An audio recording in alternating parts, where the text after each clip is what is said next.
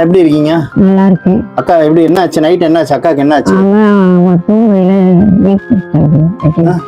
2 தரம் வந்துருச்சு. வெட்டி வெட்டி இழுத்து. எத்தனை மணிக்கு? ஒரு 1:30க்கு ஒருக்கா வந்துச்சு. 3:30க்கு ஒருக்கா. ஏன் அப்படி? நீ அந்த எது சாப்பிடணும், நிம்மதியா இருக்கணும், எதை பத்தி யோசிக்க கூடாதுன்னு சொல்லியிருக்கேன்ல. அவங்களுக்கு யாரு இருக்கா? அவங்கள விட்டா யாரு இருக்கா? அம்மா வந்துடும். சரி, அழாதீங்க, அழக்கூடாது. அழக்கூடாது. இங்க பாருங்க, எல்லாம் சரியாயிரு. சரி, நம்ம டாக்டர் போய் பாத்துருவோம். ஏன் பாத்துக்கலாமா? சரியாயிரும். வலிக்குதா?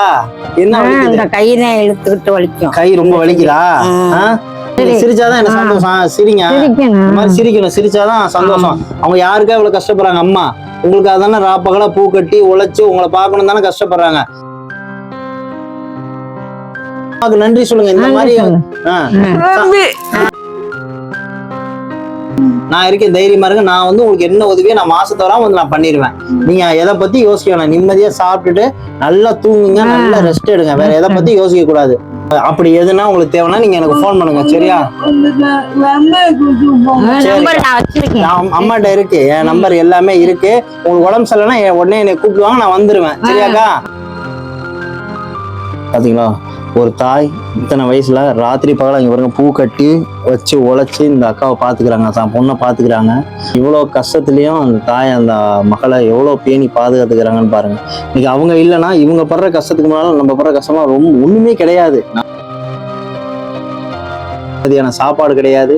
அவங்களுக்கு எப்ப எந்த நேரம் ஃபிக்ஸ் வரும் தெரியாது. அந்த நேரத்துக்கு வர்ற நேரத்தில் அவங்க தூங்காம விடிய விடிய முழிச்சு ஏற்கனவே வேலை பார்க்குறாங்க.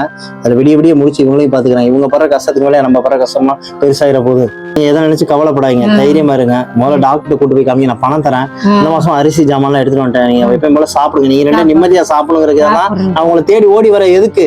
நீங்க 2 பேரும் நிம்மதியா இருக்கணும். நன்றி எல்லாம் வேணாம். நீங்க நல்லா உடம்பு சரியாயிட்டுன்னு சொல்றதுதான் எனக்கு பெரிய சந்தோஷம். நன்றி சொல்றதெல்லாம் எனக்கு தேவையே இல்லை.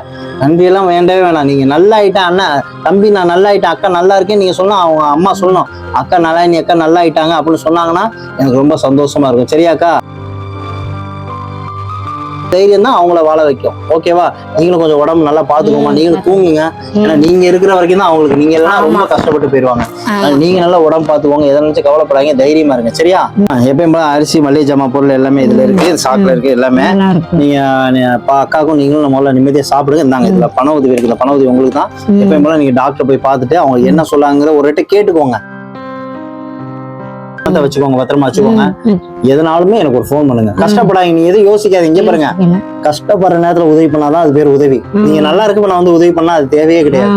எப்போ உங்களுக்கு என்ன தேவையோ உரிமையா நீங்க என்ன கேளுங்க, நான் வந்து நிப்பேன். சரியாக்கா? அம்மா போன் பண்ணி வச்சா கூட நீங்க போனை வாங்கி எனக்கு பண்ணிடணும். Okay then?